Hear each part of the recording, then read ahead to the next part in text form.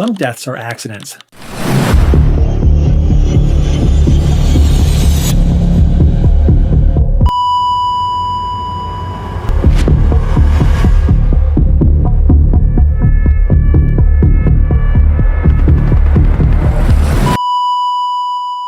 This one was a choice.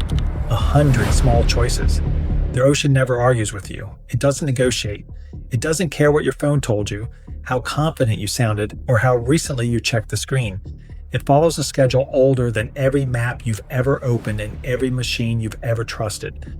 The shoreline offers no countdown, no flashing warning, no final reminder that the path beneath your feet is already disappearing.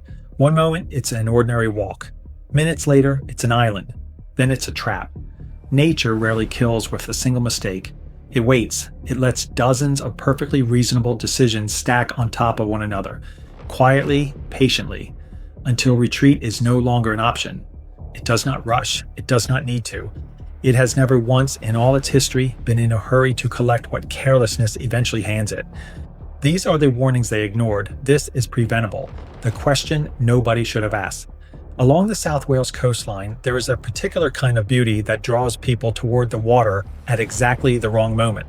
Sweeping bays cut into ancient cliffs, long stretches of hard-packed sand that seem to stretch on forever at low tide, rock platforms that look, for a few hours each day, like solid ground reaching out toward the horizon, daring a walker to see how far they can go before turning back. It is the kind of landscape that photographs beautifully and forgives almost nothing. Locals know this instinctively. Visitors learn it only when the water decides to teach them. Two swimmers set out that day for what should have been a routine coastal crossing. Their names were not made public. Their reasons for choosing that particular route at that particular hour were ordinary ones. The kind repeated on beaches like this every single day, in every season, by people who have made the same walk 100 times before, and by people making it for the very first time. A walk across a bay, a swim from one headland to another, a chance to cross from one side of a channel to the other while the tide still allowed it, the way generations of coastal walkers had done before them, because that is the entire calculation a tidal crossing demands. It is not complicated. It does not require special equipment, expert training, or years of local knowledge, and all of those things help. It requires one question asked correctly at the correct time, from the correct source. How long until the sea takes this path away? It is a question with an answer. It is not a mystery, not a guess, not something left to intuition. Coastal authorities publish it, calculated years in advance from the gravitational pull of the moon and the precise shape of the seafloor, printed in official tide tables down to the minute. Local harbor masters know it by instinct, by decades of watching the same water rise and fall along the same rocks. Warning signs are bolted into the cliff face at the entrance to nearly every tidal crossing in the country, printed in bright, unambiguous lettering, listing safe windows in black and white for anyone willing to stop and read them before stepping onto the sand. The two swimmers did not consult any of them. Instead, before they set out, they reportedly turned to an artificial intelligence chatbot and asked it whether the crossing would be safe. It is worth sitting with that decision for a moment because it is the hinge on which everything that followed would turn. This was not a reckless leap into open water in the dark. It was not a dare made on impulse, fueled by bravado. It was not a decision made in bad weather with no information available at all. It was a calm, considered question typed carefully into a phone, addressed to a piece of software that had never once stood on that beach, never watched that tide roll in across those particular rocks, and never in its entire existence gotten its feet wet. For the two swimmers, their coastal crossing would become a debacle measured not in miles, but in minutes. The answer they trusted wasn't malicious. It wasn't designed to deceive them, and it likely wasn't even wrong in the abstract. It was simply the wrong tool for the job, a general-purpose answer applied to a hyper-specific, time-sensitive, physically dangerous situation that demanded local, current, verified information instead. The coast was following different rules. To understand what went wrong that day, it helps to understand what the coastline itself was actually doing, while two people stood at its edge, asking a screen for permission to proceed. A tidal crossing does not fail the way most people imagine it will. There is no single dramatic wall of water, no sudden wave crashing over the rocks in a moment anyone could point to and say, there, that was the danger. The failure is quieter than that and far more efficient. As the tide comes in, it does not flood a beach evenly the way water rises in a bathtub. It finds the lowest points first, the narrow channels, the shallow dips between rock platforms, the places a walker crossed without a second thought on the way out. Because on the way out, hours earlier, those low points were still dry sand. Those low points are the first escape routes to disappear, often hours before the tide reaches its official high water mark. A crossing can look, from where the walkers are standing, like it still has plenty of time left because the visible sand around them is still exposed, the horizon still looks distant, the water still appears far away, almost peaceful. Meanwhile, behind them, the return path has already vanished beneath a channel that simply did not exist an hour earlier. The trap does not announce itself from the front, it closes from behind. This is precisely why every coastal safety authority in the United Kingdom repeats the same warning in almost the same words year after year, on signage, in press releases, in public safety campaigns renewed every single summer without fail. The RNLI warns explicitly against judging tidal safety by eye, because the eye is simply not equipped to measure what the tide is doing beneath the surface of a still dry beach. The UK Coast Guard urges anyone attempting a tidal crossing to check official tide times before setting out, not after, not halfway through the walk, but before a single footstep touches the sand.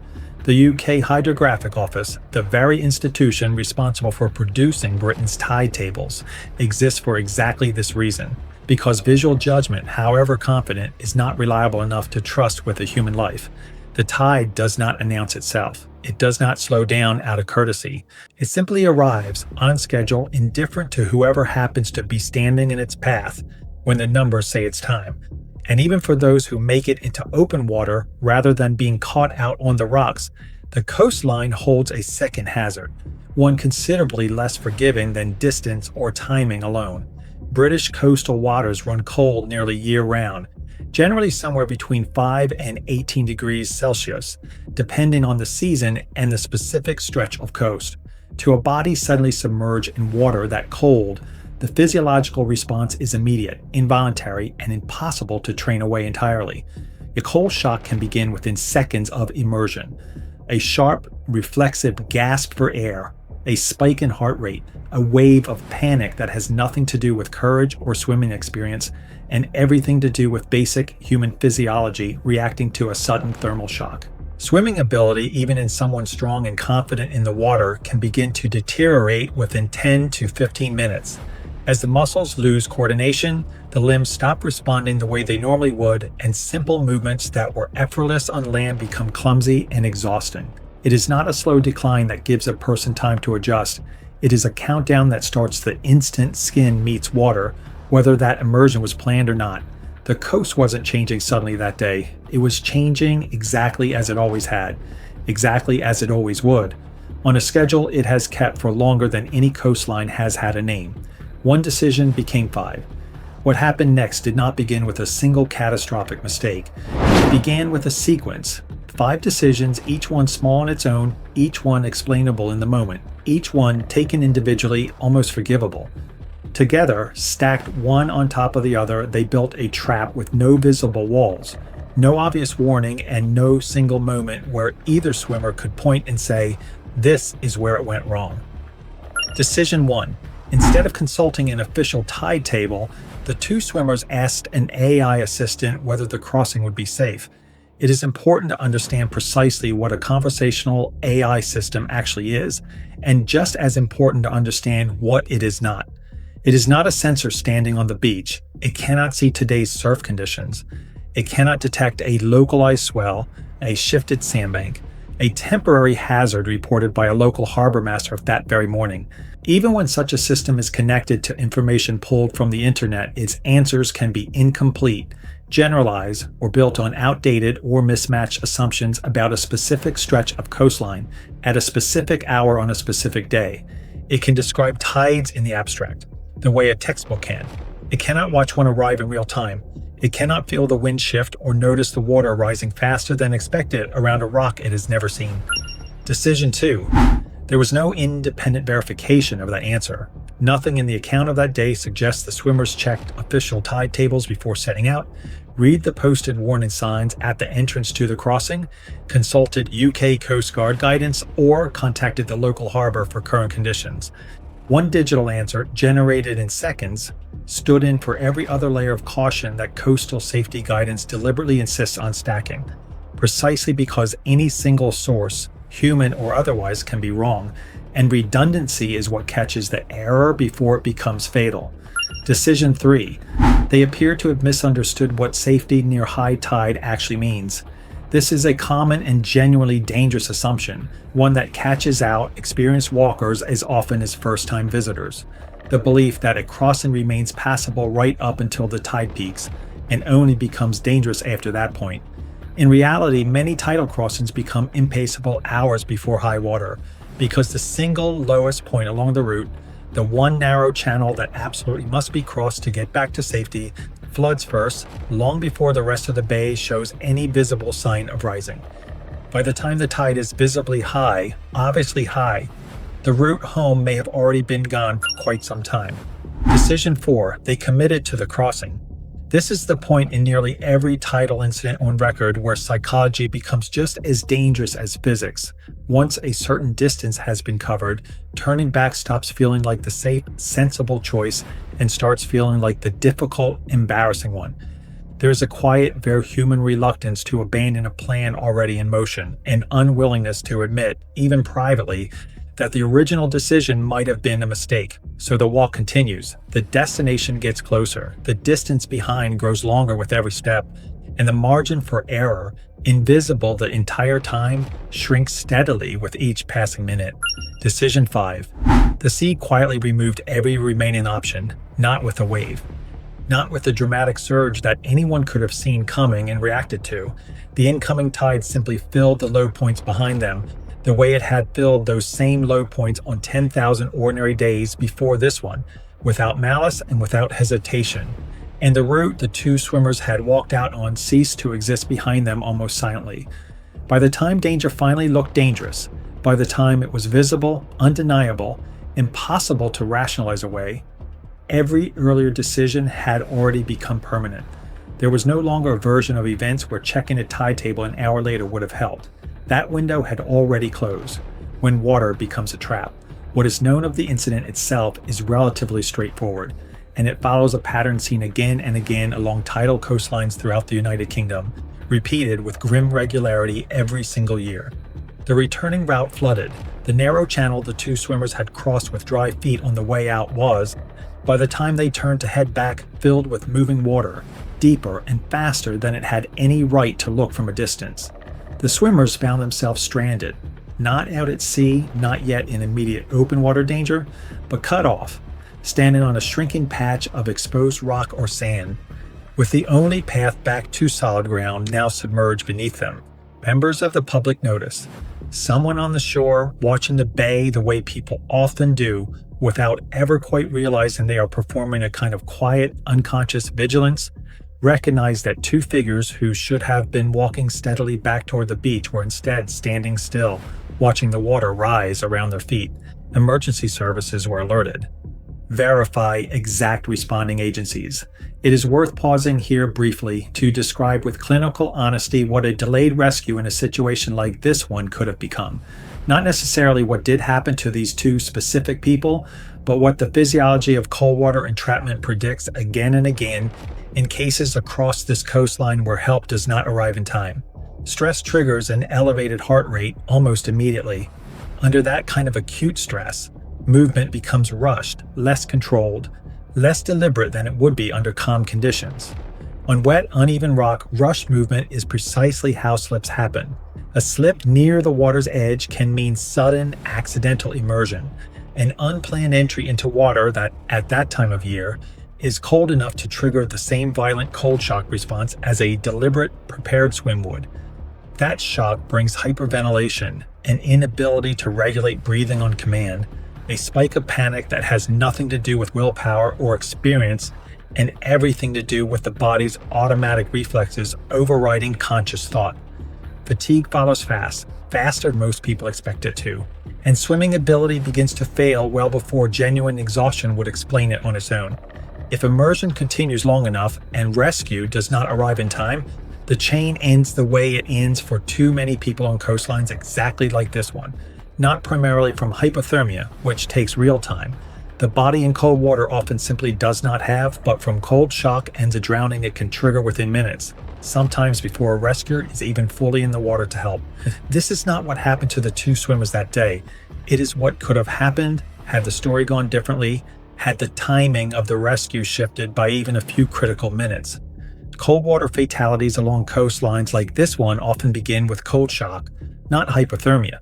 A distinction that matters enormously because it means the danger arrives immediately, not gradually, and it does not politely wait for anyone to be ready for it. Fortunately, this particular story stopped just short of becoming another coastal fatality statistic. He rescued had changed the ending. The two swimmers survived. Members of the public spotted them before the situation deteriorated into prolonged immersion. Verify responding organizations and timeline. The alert was raised early enough for a response to matter. Rescue was initiated before the tide had fully closed off every remaining option, before cold water became the primary threat rather than a frightening possibility hovering at the edges of the situation. Both swimmers were brought back to safety, cold, shaken, and almost certainly changed by the experience in ways that don't show up in any official report. It is tempting in a story with a survival at the end of it to treat that survival as proof that the danger was smaller than it first appeared. That temptation should be resisted firmly. The two swimmers lived because three separate pieces of good fortune lined up in their favor, one after another. They remained visible from shore rather than being hidden behind rock formations or lost to distance. Someone happened to be watching at exactly the right moment and recognized what they were seeing quickly enough to act on it. And emergency responders were contacted while there was still meaningful time left to use. Remove any one of those three factors: a different angle of view, a distracted onlooker, a delayed phone call, and this becomes an entirely different kind of story. The kind told without survivors. The kind that ends in a search operation instead of a rescue, and a headline instead of a warning. Widen the lens across the United Kingdom's coastline as a whole, and the pattern repeats with grim, almost mechanical consistency, year after year, season after season. Tidal rescues rarely begin with obviously reckless behavior. They begin with ordinary outings. A walk out to a headland for a better view, a swim across a quiet bay on a warm afternoon, a photograph taken from a rock formation only accessible at low tide, timed for the perfect light. The tide is underestimated, not usually out of arrogance, but out of simple unfamiliarity. A visitor's honest failure to understand a system that locals have learned, sometimes the hard way, over a lifetime, to respect without question. Decisions are delayed by minutes that later prove decisive, and escape routes shrink long before anyone standing on the sand truly believes they are in any danger at all. Official coastal safety guidance exists precisely to interrupt that pattern before it can start, and it is neither complicated nor difficult to follow. Check official tide tables before setting out, not an approximation, not a rough guess, not a summary generated by a chatbot, but the actual published numbers for that specific stretch of coast on that specific day. Plan a turnaround time in advance of setting out and treat it as genuinely non-negotiable, regardless of how the crossing seems to be going or how much closer the destination appears to be. Consult local advice wherever it's available. A harbor master, a lifeguard, a posted warning sign at the entrance to the crossing, because local knowledge accounts for hazards that no general guidance, however well-intentioned, can ever fully anticipate, and never, under any circumstances, depend on a conversational AI system for a real-time environmental safety decision, because no matter how confident and articulate its answer sounds, it is not standing on the beach with you, and it will not be the one caught by the tide if it happens to be wrong. The sea did exactly what it was always going to do that day. It followed the same schedule it has followed for longer than human memory can account for. The only thing that changed in the end was whether someone survived long enough to tell the story afterward. You never make just one mistake in the wilderness, and you would never make just one mistake on a coastline either. You make a series of decisions that all seem reasonable, one at a time, in the moment they're made until they begin quietly locking doors behind you without your ever noticing it happening. This particular chain could have been broken at any point along the way. It could have ended the moment an official tide table replaced a chatbot's best guess. It could have ended with a warning sign, read carefully, instead of walked past without a glance. It could have ended with a single phone call to the Coast Guard before setting out, or a turnaround time fixed in advance and honored without argument no matter how the day was going. Or the simple, unglamorous habit of verifying twice anything. Your safety is going to depend on getting exactly right. The two swimmers survived because other people noticed the danger before the sea finished what it had started. Many others, on beaches just like that one, on afternoons just like that one, never get that second chance. Their stories end differently and far too quietly. Technology can summarize information. It can answer questions quickly, confidently, and in plain, reassuring language that sounds a great deal like certainty. But it cannot replace local knowledge built over years of watching one particular stretch of coast. It cannot sense changing conditions in real time. It cannot feel the temperature of the water or watch a channel fill while you're still standing there deciding whether it's time to turn back. It cannot replace the unforgiving, indifferent rhythm of an ocean that has been running the same schedule for longer than any coastline has had a name to be remembered by. Nature doesn't care whether you were reckless or careful, confident or cautious, experienced or entirely new to that particular beach. It only responds to reality, and when reality finally caught up with every small decision made that day, the outcome had already been determined long before the water ever reached their feet. Boom! And every step of it was preventable. Or if you've made it this far, consider subscribing. It might be the cheapest piece of survival gear you ever pick up. Want more preventable? These stories are next. Thank you for watching.